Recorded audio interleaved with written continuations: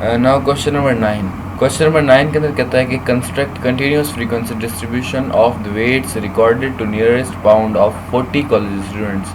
ठीक है, तो 40 कॉलेज स्टूडेंट्स का जो हमें वेट दिया गया है, अब हमने इसके लिए क्या करना है, कंटिन्यूस फ्रीक्वेंसी डिस्ट्रीब्यूशन बनानी है। ठीक है, और कंप्यूट क्लास बाउंड्रीज, हमने क्लास बाउंड्रीज भी कंप्यूट करवानी है, क्लास मार्क्स भी कंप्यूट करवाने हैं, और कम्युलेटिव फ्रीक्वेंसी भी इसके साथ हमने कंप्यूट करवानी है।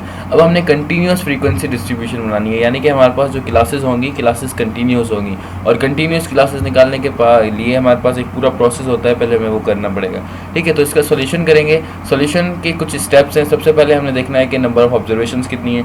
तो नंबर ऑफ ऑब्जर्वेशंस हमें यहाँ बताया गया है कि 40 है, या काउंट कर लें तो भी 40 हो जाएंगी। सो n है 40। Data are discrete. अब हमारे पास जो डेटा है डिस्क्रीट, यानी कि डेटा पूरा का पूरा एंटीजर के अंदर है, डेटा के अंदर कोई भी रियल नंबर नहीं है।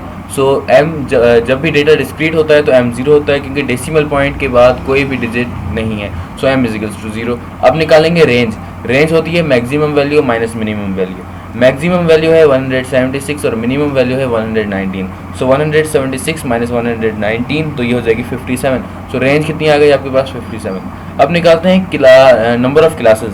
नंबर ऑफ क्लासेस को k से डिनोट किया जाता है, और इसके लिए एक रूल होता है स्ट्रिक्स रूल, जो कि कहता है 1 + 3.322 log of n। So number of classes equal है 1 + 3.322 log of n, जो है हमारे पास 40 है। सो log of 40, जब इसको कैलकुलेटर पर कैलकुलेट करेंगे हो जाएगा 6.322।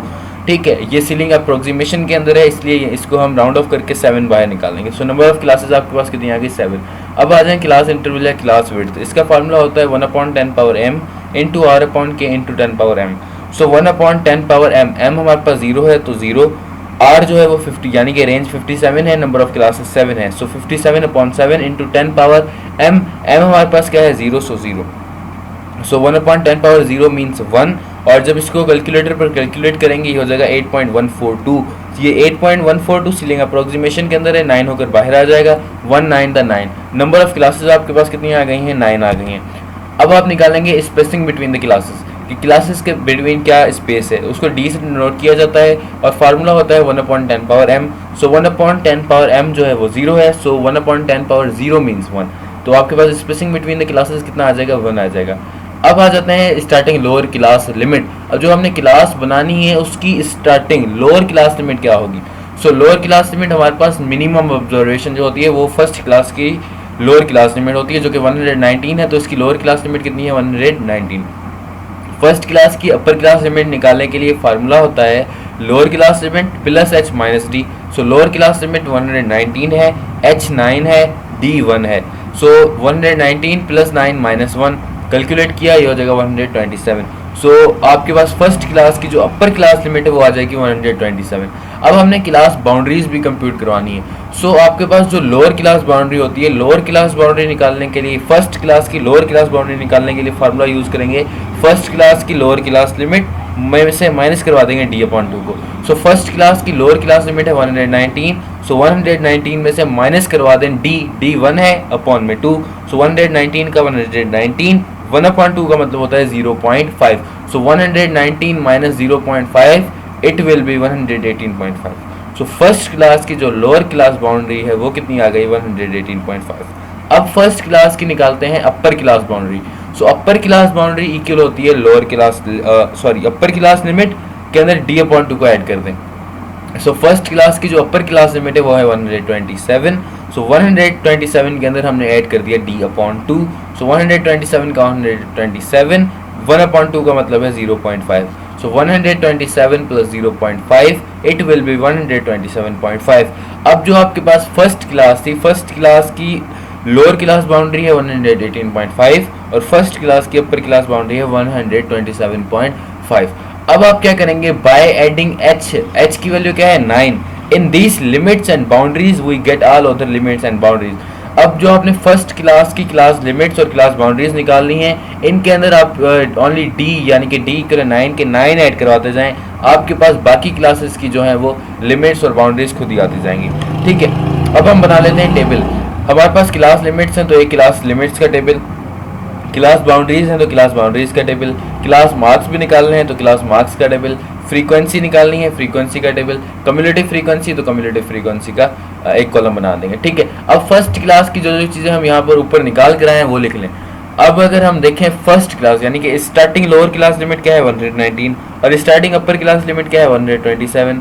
So starting lower class limit 119 और स्टार्टिंग अपर क्लास लिमिट जो है वो 127। अब स्टार्टिंग क्लास बाउंड्री क्या है, स्टार्टिंग क्लास बाउंड्री जो है वो है 118.5 और अपर क्लास बाउंड्री 127.5। तो जो लोअर क्लास बाउंड्री है वो है 118.5 और अपर क्लास बाउंड्री है 127.5। अब आपने निकालना है क्लास मार्क। क्लास मार्क हमारे पास होती है भाई एवरेज ऑफ क्लास लिमिट्स या एवरेज ऑफ क्लास बाउंड्रीज। अब क्लास बाउंड्रीज को ऐड करके 2 के साथ डिवाइड कर दें। सो 119 प्लस 127 इसको डिवाइड कर दें 2 के साथ। सो 119 और 127 हो जाएंगे 246, इसको डिवाइड कर देते हैं 2 के साथ, तो ये हो जाएगा 123। फर्स्ट क्लास का जो क्लास मार्क है वो कितना आ गया 123। अब आप इन तीनों चीज़ों के अंदर कंटिन्यूसली एच को ऐड करवाते जाएं, आपके पास बाकी चीज़ें ऑटोमेटिकली आती जाएंगी। जैसे 119 है, इसके अंदर जो हमारे पास एच है वो है 9, 119 के अंदर 9 ऐड किया 128। इस क्लास की जो क्लास लिमिट होगी वो 128 होगी, ठीक है। इसके अंदर आप 9H यानी कि H ऐड करवा दें 136, इस क्लास की अपर क्लास लिमिट 136। इसी तरह दोबारा इसके अंदर 9 ऐड किया, इसके अंदर भी 9 ऐड किया, दोबारा 137 के अंदर 9 ऐड कर दें, इसके अंदर 9 ऐड कर दें, इसी तरह से बाकी सारे जो है आपके पास आते रहेंगे। अब आ जाते हैं क्लास बाउंड्रीज के ऊपर। क्लास बाउंड्रीज फर्स्ट क्लास की हमने निकाल ली, अब इनके अंदर आप कंटिन्यूसली एच को ऐड करवाते जाएं। सो इसके अंदर H H H H add करते आए, बाकी क्लास बाउंड्रीज हमारे पास आ गई। और डेटा जो हमारे पास है, हमारे पास डेटा के अंदर जो मैक्सिमम ऑब्जर्वेशन है, मैक्सिमम ऑब्जर्वेशन 176 है, तो हमें डेटा जो है 176 तक रखना है। और आप इस लास्ट क्लास के अंदर देख सकते हैं 176 तक हमारा सारा डेटा पूरा आ रहा है। इसी तरह क्लास मार्क, एक क्लास मार्क आपने निकाल लिया, बाकी के अंदर आप क्या करते जाएं, एच को ऐड करवाते जाएं, बाकी क्लास मार्क्स आपके पास आते जाएंगे। 123 के अंदर 9 ऐड किया 132, इसी तरह ये सारे होते जाएंगे, ठीक है। उसके बाद आ जाते हैं फ्रीक्वेंसी के अंदर। फ्रीक्वेंसी ये हमें गिवन थी, हमने ये सब की जो है वो फ्रीक्वेंसीज लिख ली हैं, ठीक है। अब हम आ जाते हैं कम्युलेटिव फ्रीक्वेंसी के ऊपर। कम्युलेटिव फ्रीक्वेंसी किस तरह से निकालेंगे। अच्छा, फ्रीक्वेंसीज हमें गिवन नहीं थी, फ्रीक्वेंसीज हमने निकाली हैं, ठीक है। फ्रीक्वेंसीज हमने किस तरह से, डेटा जो हमें गिवन था उसमें से दिखा है। अब हम देखते हैं कि भाई 119 से लेकर 127 तक नंबर जो हैं वो हमारे पास कितने टाइम रिपीट हो रहे हैं। सो आप डेटा के अंदर काउंट करेंगे जो है वो 119 से लेकर 127 तक नंबर कितने टाइम्स आ रहे हैं। सो आप काउंट करके लिख लेंगे कि भाई 3 नंबर आ रहे हैं ओनली। इसी तरह 128 से 136 तक कितने नंबर आ रहे हैं वो लिख लेंगे, फिर 137 से 145 वाले लिख लेंगे, इसी तरह सारे। और जब आप इनका सम करेंगे तो वो आ जाएगा 40, और हमें बताया भी हुआ था नंबर ऑफ ऑब्जर्वेशन 14।